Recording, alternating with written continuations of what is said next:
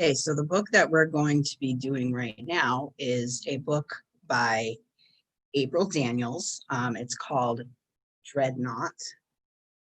And this book is aimed for young adults, probably about high school age, eighth grade through 12th grade.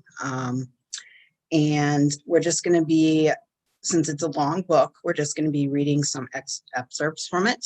And I'm going to just give a summary of the book and tell you a little bit about the author.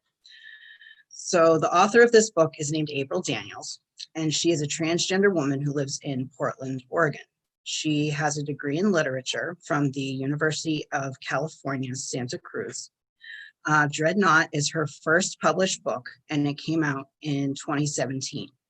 It was praised by well-known authors such as Rick Riordan, the author of the Percy Jackson and Magnus Chase books, and Charlie Jane Anders, author of All Birds in the Sky. Dreadnought was a Lambda Literary Award finalist, and this is also the first book in a series called Nemesis. The second book is called Sovereign, and that book features a genderqueer character named Kinetic.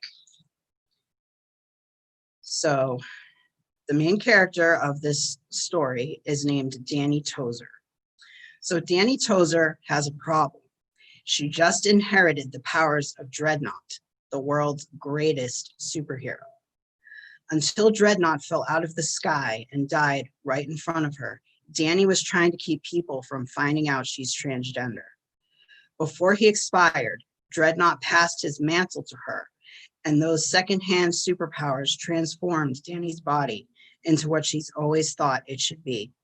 Now there's no hiding that she's a girl. It should be the happiest time of her life, but Danny's first weeks finally living in a body that fits her are more difficult and complicated than she could have ever imagined. Between her father's dangerous obsession with curing her girlhood and her best friend suddenly acting like he's entitled to date her, and her fellow superheroes arguing over her place in their ranks, Danny feels like she's in over her head. But she doesn't have time to adjust. Dreadnought's murderer, a cyborg named Utopia, still haunts the streets of Newport City, threatening destruction. If Danny can't sort through the confusion of coming out, master her powers, and stop Utopia in time, humanity faces destruction. As my anger cools, I realize I've been feeling things a lot more recently. My highs are higher, my lows are lower. Before, it seemed like half the time I didn't have feelings as much as I had a script of how I thought I was supposed to feel, and I just followed the script. Maybe for people who are actually male, that's not what it feels like, but for me, testosterone muffled everything. Now it's like the estrogen in my blood has taken the cotton out of my head, and I'm feeling things clearly for the first time. Maybe it's not fair to say my feelings are stronger now, but they have more resolution.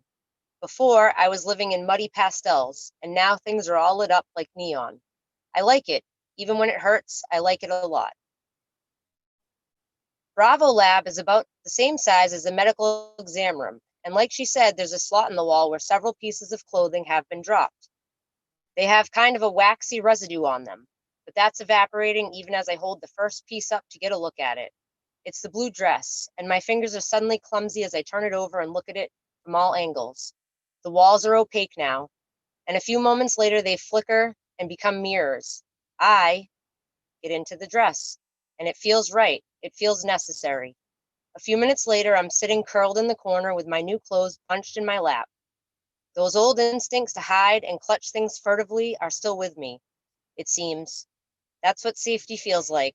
I rest my head against the wall and enjoy the feel of my new stockings against the skin of my legs. I feel relaxed and happy and free, so wonderfully, gloriously free.